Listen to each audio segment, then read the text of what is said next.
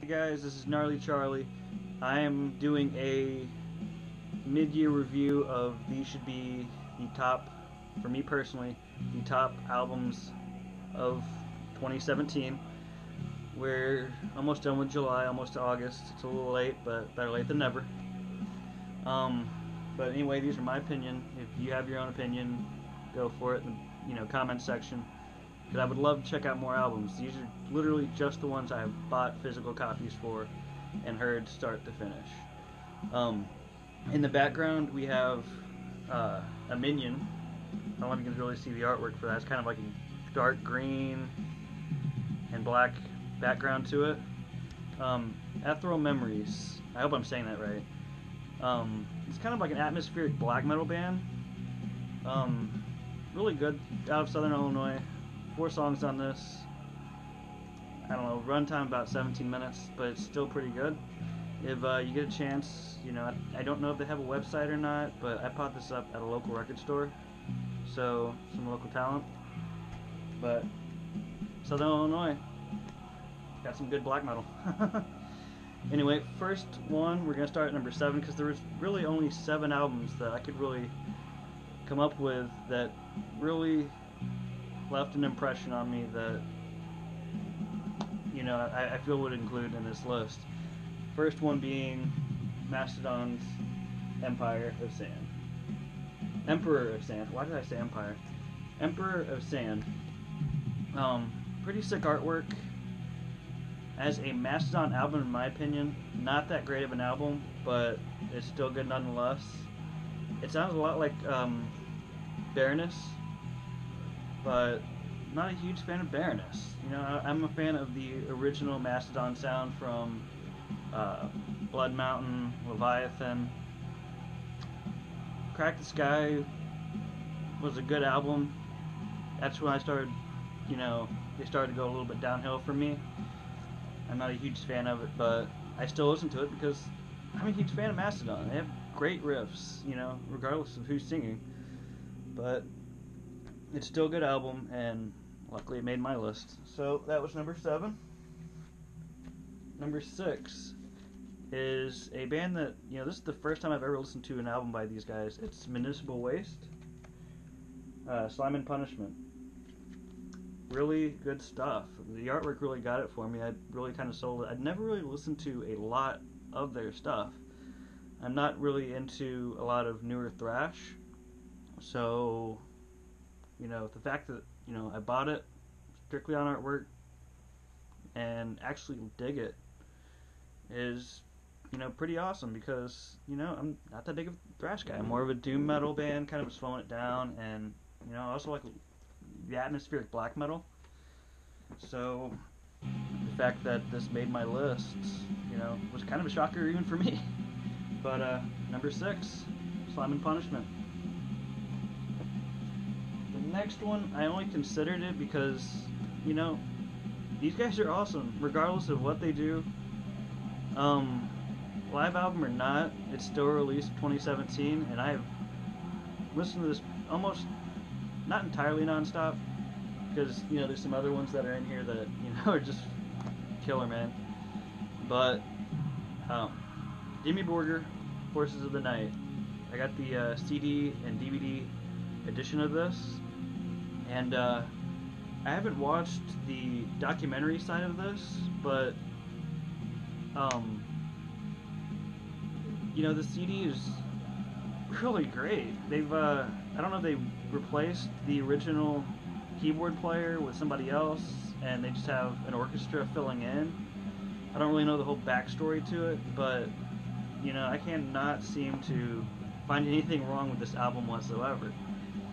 It's I don't even think it says where it's recorded live in Oslo, but I mean, jeez, it's just kind of proof that Dimmy Borgir can pretty much do no wrong when it comes to their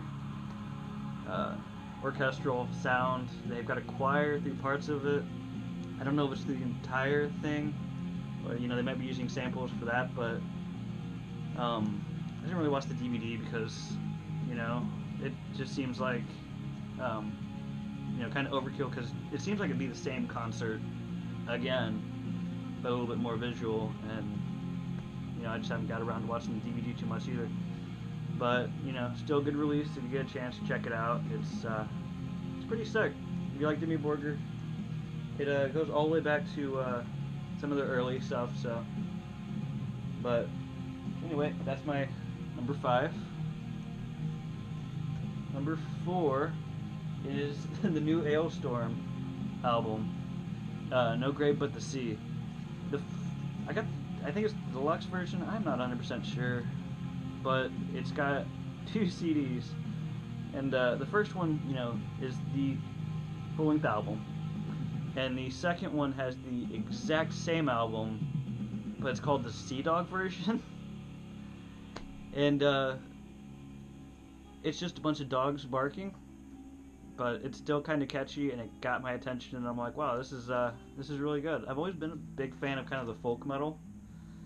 There's definitely a I don't know, kind of a connection there for me that's really astounding. But a lot of good songs on here, including Mexico, To the End of the World, Alestorm. I think that was their first single off of it. I'm not sure whether they're just walking down the street. And then the kind of acoustic, the beginning of it's acoustic at least. Fucked with an Anchor. Catchy ass song. If you haven't heard that song yet, that would probably definitely sell you on buying this album because it's just so good. It's definitely a funny. Number 4. Number 3 is a very good. I don't know if you really call it like thrash, death, kind of a mixture. But anyway, Kreator. Very good stuff. Gods of Violence. Just looking at this thing, the artwork again is what really got me. I've bought a whole lot of Kreator. I've listened to a lot of Kreator, and it sounds really good from what I've heard. But Gods of Violence, the artwork itself, as a guy who enjoys tattoos, that just seems like a very great back piece. Like, if you don't think that would be like a really cool, right in the middle of your back piece where it's got the devil, kind of like with a door and pentagram on the forehead and stuff like that, take a second look at your life. No, but I mean, the artwork really sold it for me. That's the thing for me. If you have really cool artwork, and I've not even really heard of your band a whole lot, if you got cool artwork, I'll probably buy it. At least give it a listen. And these guys, killed it start to finish. Gods of Violence, Satan is Real, Fallen Brother. All good stuff. If you get a chance, I got the double LP version of this. I don't know if it's got colored vinyl. No, it's just regular black vinyl. This is one of those that, when it first came out, this basically lived on my turntable. So, yeah, check it out, dude. This is number 3 on my list. Gods of Violence. Number 2, the self-titled Obituary album. I did a cover, rhythm guitar only. I had a lot of flack for not putting the lead in there, of this single off of this, 10,000 Ways to Die. It's catchy. I thought the groove was in there. Loved it. And I'm a sucker for grooves, but this whole album, start to finish, I loved it. I don't see anything wrong with pretty much any Obituary, from even their earlier stuff. But this is what really kind of revitalized, because I didn't really listen to I can't even think of the last album they did. I mean, they had some good songs on there, but it wasn't enough for me to really go out and buy it. So then again, I really don't have a really big opinion on it because I don't have a physical copy. But if you think it's worthy for me to check out the last album, by all means, shoot me a link and I will see what I can do. If I can maybe do a review of it or just listen to it or whatever. But Obituary, self-titled. That was number 2. Now, number 1. I am a huge Dying Fetus fan. I mentioned earlier in the video that black metal and doom metal are my kind of go-to genres. But Dying Fetus, when I went to a party some time ago, and we were just sitting there on the couch, kind of boring, I guess, drinking beer and listening to metal, and somebody put on Dying Fetus, and I'd never heard them. I'd heard of the name, but not really heard any music. And I forgot what song it was, but instantly it just kind of caught my attention, and I'm like, wow, this is a really good band. But when I found out they had a new album coming out, Wrong One to Fuck With, I just had to check it out. But literally this, I had to remind myself when I was getting ready to do this video to take this out of my car, because I bought it when it first came out, and I had to remember to take the CD out of my car so that I would have it for you guys. But Jesus Christ, what can I not say about this album? It's the bass work is phenomenal, and I'm a bass player mainly. The guitar work is great. The drumming, oh my gosh, I'm not big on drums. I'm not much of a percussion guy, but it kind of made me. It stood out long enough that I kind of actually paid attention to it. It was pretty killer. But if you get a chance, Wrong One to Fuck With, terrific album. And then that was my top 7. I am going to mention a kind of a variable, I guess, if you will. This is, I don't really consider it metal, but it's still a good album nonetheless. The new Chon record. To me, they're kind of more progressive. They don't really have a distortion, so I don't really consider them metal. And they seem more freeform jazz than even rock sometimes. But it's still a great album. It came out a few months ago, I think, 1 or 2 months ago. But it's still a good album nonetheless. If you're into Animals as Leaders, definitely check this out. It's kind of instrumental through the entire thing. I don't think there's a single song on here that's got any kind of lyrics to it. Their last album had a song called I Can't Wait. It had lyrics on there. Some guy was singing. I don't know who exactly it was, but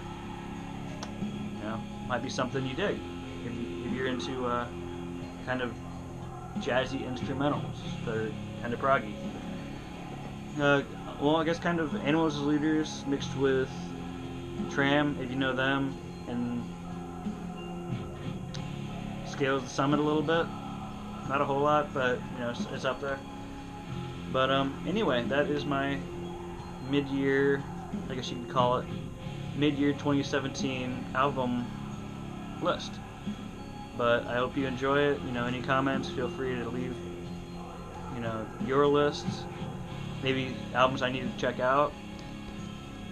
There's definitely a couple that even have already come out so far. Winter Sun, I think the new Rings of Saturn has come out. I'm not 100% sure. The new Accept single, Kool-Aid. I can't, if you haven't checked that out, it's really good.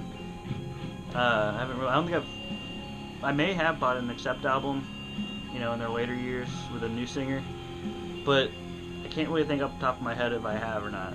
But if you haven't checked any of their new stuff out, it's definitely not Udo. I can tell you that. It's in my opinion, this new singer is probably better at doing the Accept songs than Udo.